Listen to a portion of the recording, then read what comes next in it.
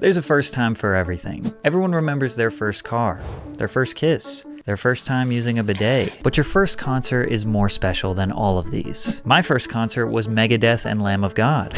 I'm just kidding. That was my second concert.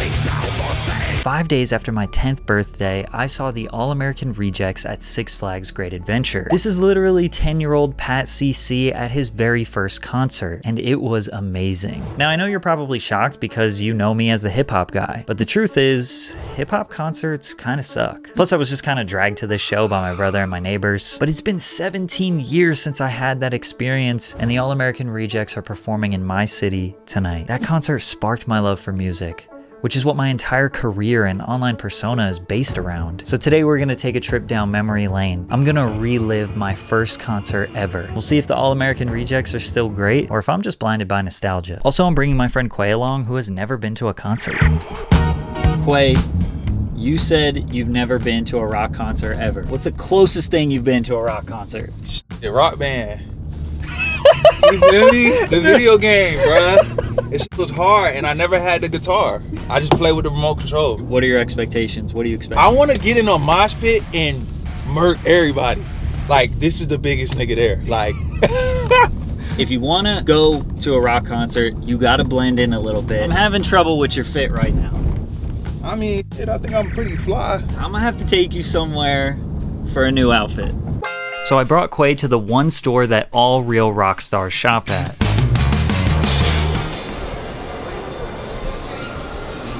We looked around the store for an all-black outfit for Quay, but man, Hot Topic has fell off over the years. It's all Funko Pops and Minecraft merch now. I ended up leaving the store with just one item, but I think it solidifies the perfect rock outfit. Now that's rock and roll, baby.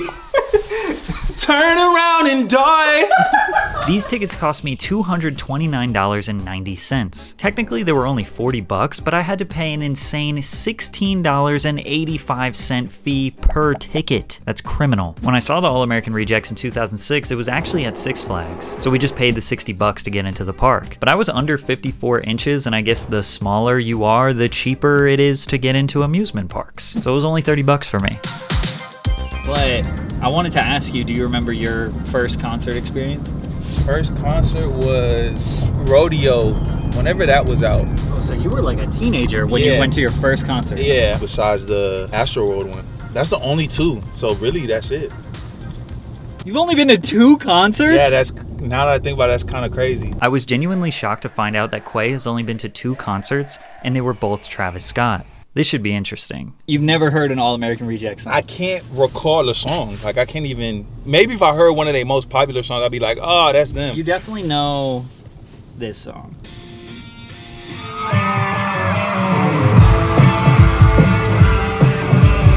Dirty little sheep. Yeah, I know this one.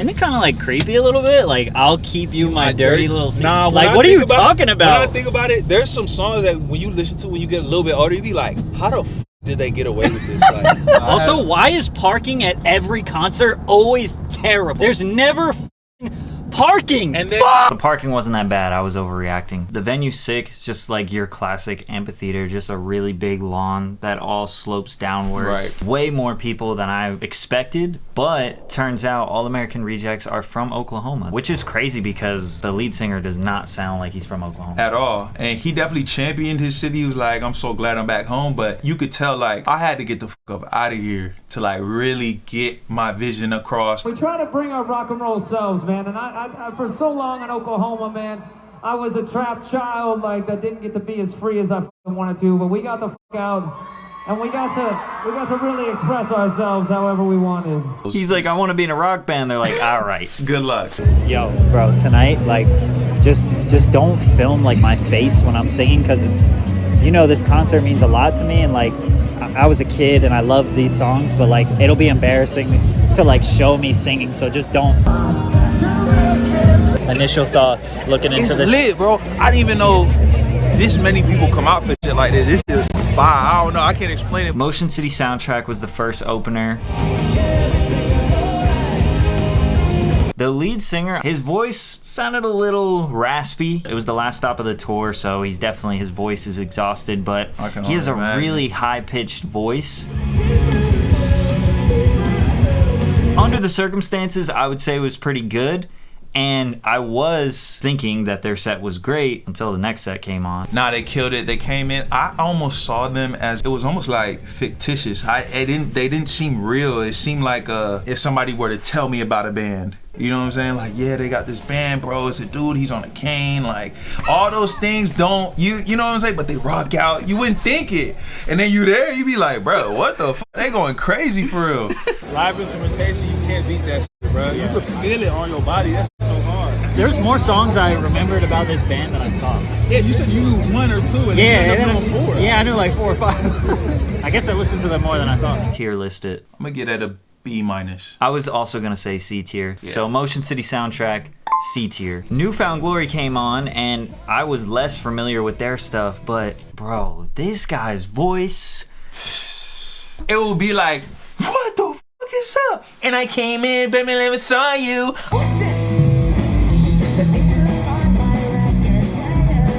I'm like, how, bro? That's something special, bro. And then they came out with this crazy ass Elsa. This man pops out in an Elsa costume.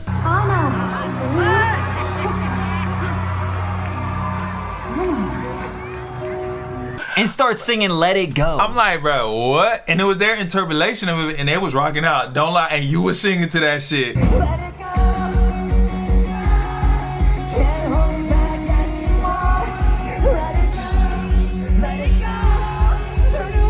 He said, I know this is what you came to see.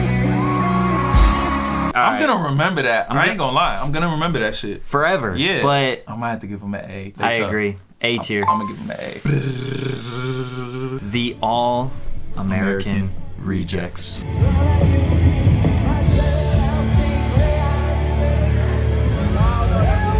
Man, they opened with Swing Swing, which was pretty surprising to me because that's like a big song from them.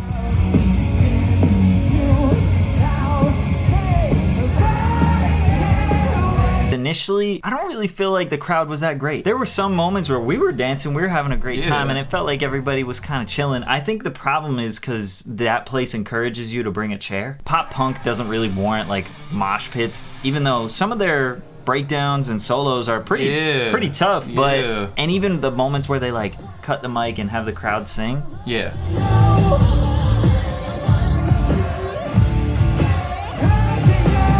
Super crazy that the whole kind of concert started as like, let's travel back in time, which was literally the reason why I went to this concert. Yeah. Do you believe that we can travel back in time tonight?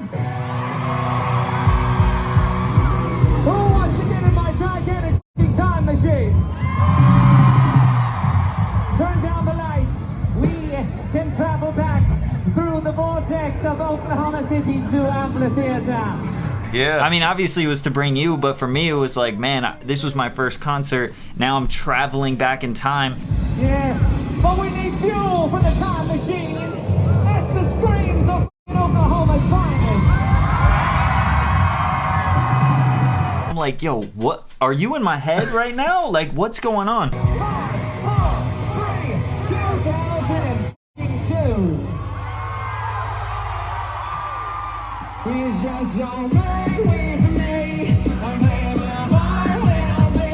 Part of me thought, was like, that's gotta be kind of depressing. Like, every show is like, let's travel back in time when we were more poppin'.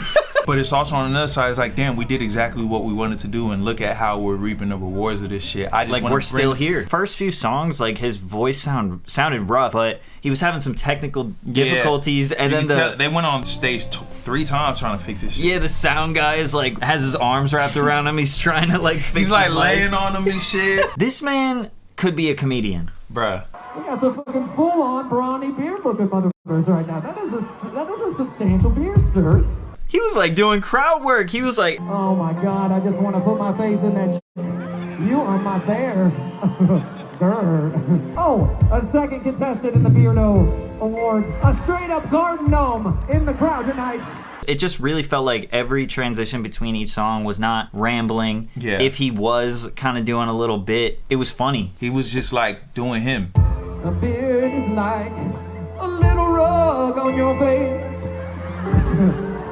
You can eat some sandwich off of. I just wanna rub my nose in your beard and talk about your dad and stuff. What does it mean? Tell me. Your sex is Oklahoma.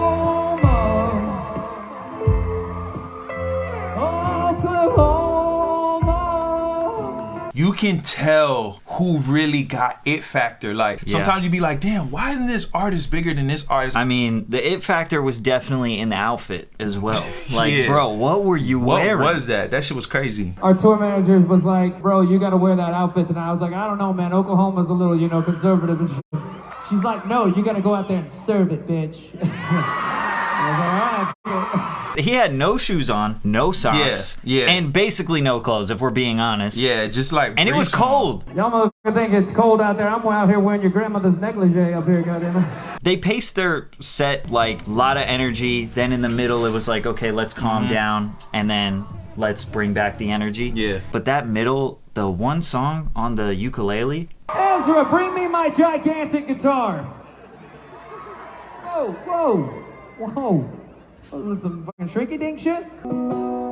Somewhere that's between dream and awakening is where we'll find each other, and I know that sounds stupid. that made me respect his singing a lot. Their visuals. In the beginning, they had the visuals of like their early shows. That was really cool to see.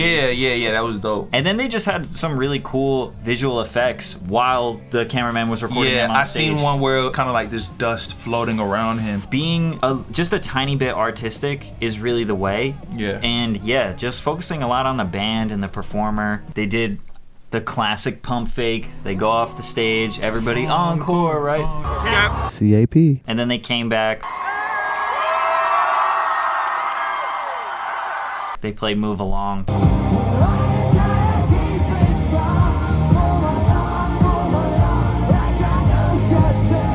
That's like the song that 10-year-old me was like, oh my God, I love this song. good. And then they finished with Gives You Hell. When you see my face up against you hell. When you walk my way up against you hell. Your first concert is a very magical and special moment, and to like revisit the band, you probably go in biased. Considering how they met my expectations and exceeded them, it's 17 years later, and it was literally better than when I saw them in 2005. And I got to bring you to your first rock concert. I got to bring my girlfriend. Yeah, it hit a little different for you, for sure. S tier. S tier.